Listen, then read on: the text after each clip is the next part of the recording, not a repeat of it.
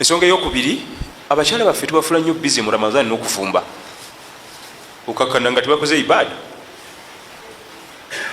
nabira mu kusiika amandaazi musumbuusa kyabati okuva ku ssaawa 10 ali ku juisi yenno waba omuswayiri nasiika buli kantu ku duniya n'akamalayo tatudde kukola ku ibada tatudde kukola ku adhkar tatudde kukola ku tauba okuva buli ssaawa 10 okuva ssaawa 10 buli kanaku mu Ramadhan baja tibabanga bagenze mu competition z'okufumba buli maka gaba bize Ramadhan si mwezi gwa kufumbisa bakyala bafumbe buli kafanku naye haja agala juisi mu buli kirungo mu buli kimera meloni apple papali muyembe haja ati mukazi watunga obudde buna bugwirumu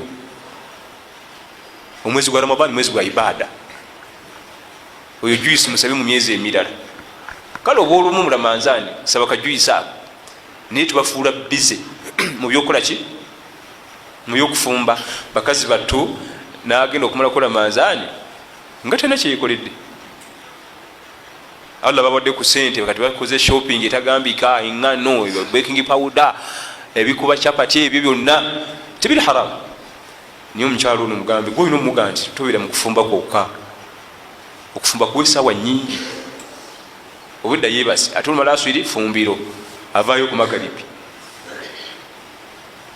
ekyo gwe no kimugamba titulinaali olulala kale oba olumu kale kubaka juisi naye babeera nnyo mu kufumba bwewegenda naddala Allah bawadde kasente mukyala mukumali bize mufumbiro n'abakyala beetaaga ibada ate ejjukira nabbi sallallahu alaihi wasallam bwe yalambulira ejjana n'omuliro ne bamulengeza gwe teyagulambula bamulengeza mulengeze kubanga teguyingirikikamu ejjana mwe yayingira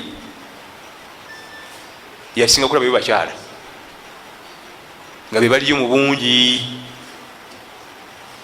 era bwe yabagamba ebigambo ebyo bakaba maziga ne batandika okujjako ebikomo ebyomuwendo ne babisaddaaka babanga n'ebikomo byabwe ebyomubulaga ebya pure gold earring ebyokumikono ne babisaddaaka nga bagende nti nabalaba muli bangi nnyo muliro kakati tubawe kumukisa bakole nabo ku ibada si kumufuula bize mufumbiro olwokuba gwe haji sente wazikola nozinoza alhamdulillah buli kimu wakiguze n'okiyiwaawo ebyo si bibi gula yiwawo naye si buli kaseera okuva ku ssaawa 10 mpaka ku magalibi ali bize mu kukuba juisi mu kusiika kano kali okukola birungo bya chai haja anywe ebirungo byonna teekamu entangawuzi omudalasini okulekemu byaja otekemu Ramadhan si biseera byakulya mmere na kunywa buli kantu konna buli kafanku naye ate mu Ramadhan okulya kulina kendeerera ddala obeera omukozi wa ibada omulungi ffe tukyusa kikyuse tukyusa kikyuse Ramadhan mwezi gwakulya waliwo yabuuza shekhe nti bwe baba baziina nga ndyaddaako nkome ku Allahu akbar oba nkome ku la ilaha illallah amakulu ayagala amugambe nti gwerya buli paka ku la ilaha agende mu maaso n'okulya mwezi gwakusiiba si gwakulya shekhe yamuddamu ansenzibwa ennyo yamubuuza bwe osibulukuka osibulukira ku Allahu akbar oba ku la ilaha illallah ansi eryetya namuga nti kati kitegeeza n'okusiba okukomya ddaako koma ku Allahu akbar lwaki olina eri ku la ilaha illallah ne mu kusibuluka lina la ilaha illallah aba yetegese dda buli kimu kiri awo olukoonako we bati abalala bakyafuwana mu muzindaalo era abazinyi balina okwegendereza mu biseera bya Ramadhan mbubadde ngezesa muzindaalo abantu bajja kulya oluusi balisi makanika agukwatekwatemu ajja agufuwafuwamu ati ensi babanga kamaasu olukakonako nga kakola ki kakuba omwezi gwa Ramadhan si gwakulya mwezi gwakusiiba kendeeza byakulya naye twagufulamu ate kirala wetusinga ate okulabikira ennyo mu byaki mu byokulya netulya nnyo ate ekisusse kyetutali ate nga kituli mwezi gwa Ramadhan wa barakallahu fikum wa jazakumullahu khair katugendeko mu bibuuzo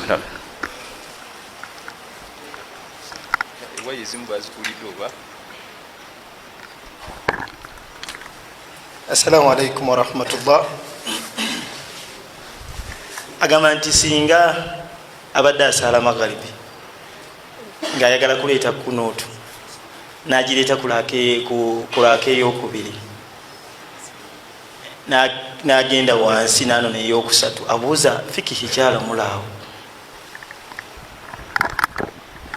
nedda ekifaananyi ekyo lam yarid an salafu salihin, ekifaananyi ekifaanagana bwekityo nti olete kunuutu eri bakulako esemba fi lfaraid wannawafil, musala eza farada bwobanga ojagadde nesala eza sunna ebakulako esemba.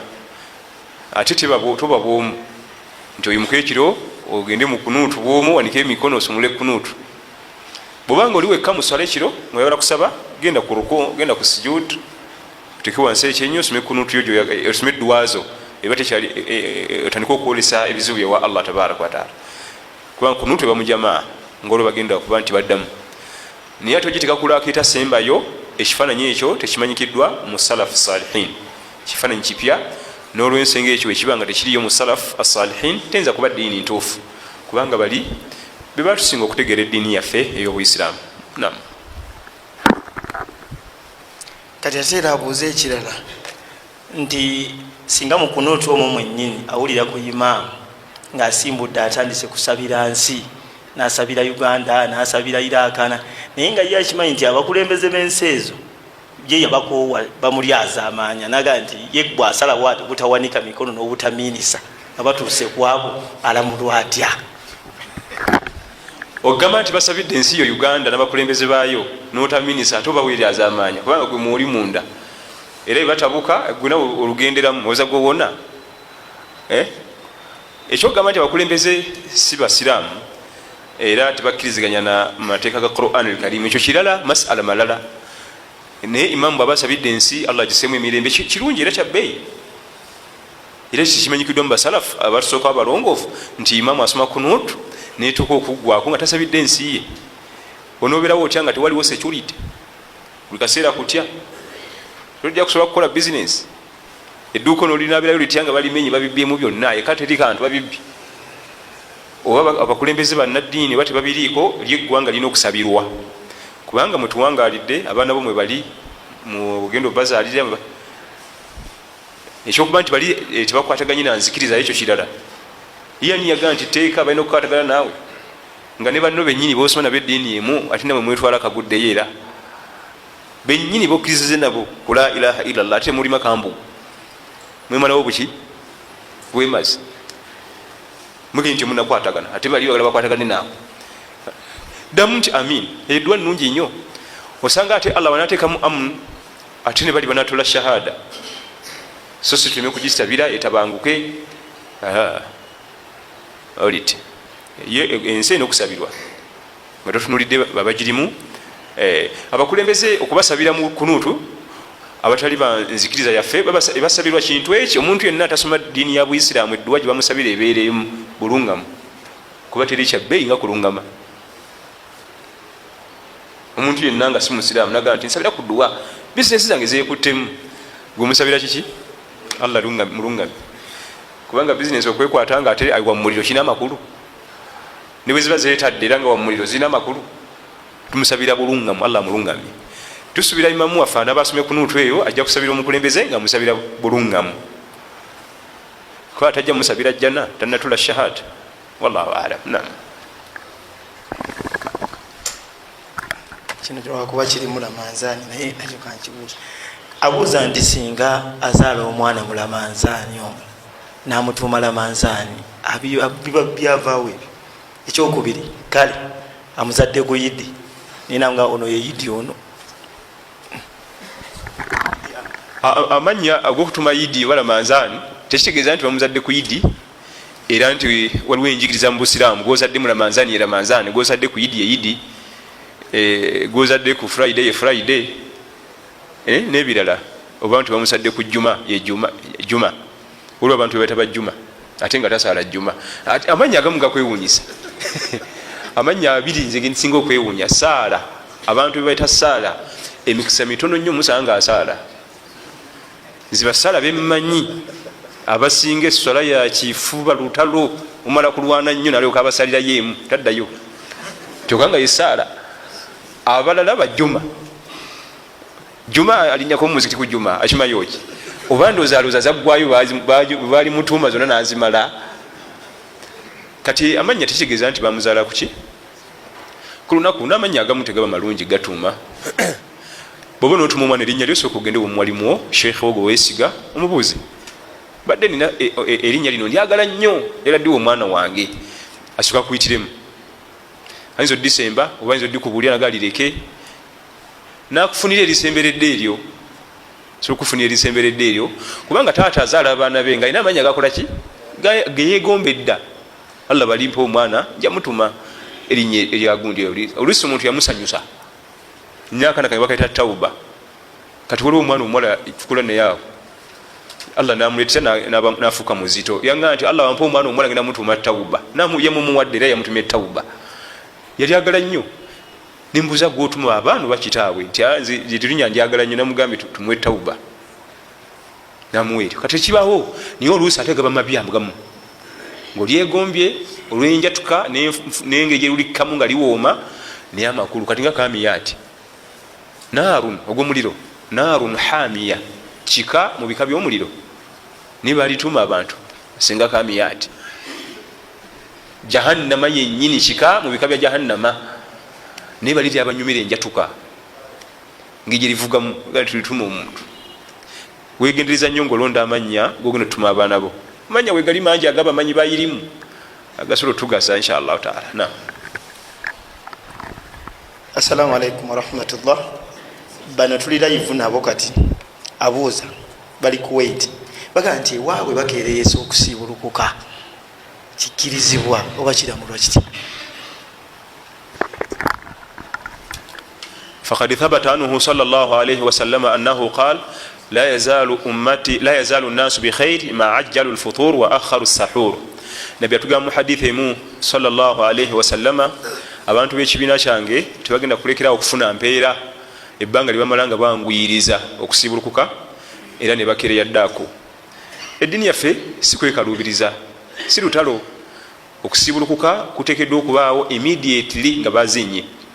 Kyebategeeza okwanguyiriza okusibulukuka kasowulira omwazinyi niwe batonafuna wuzi sooka ofunayo akantu akakujja mu basiibye ebiralo bikole nga omaze okukola ki ate kaba katono ne bwe bampeke ya kinyeebwa wekasowulira omwazinyi fuba nnyo okulaba nti ofuna akantu akakujja mu basiibye n'osibulukuka kati dda mu bibyo niyo okugamba nkyayinako emmaliriza kamalira ddala okunaaba malira ddala n'okusenya sooka osibulukuke kubanga awo okka waliwo empeera ezofuna okuba nti okutta essunna ya nabbi sallallahu alaihi wasallam ey'okusibulukuka amangu.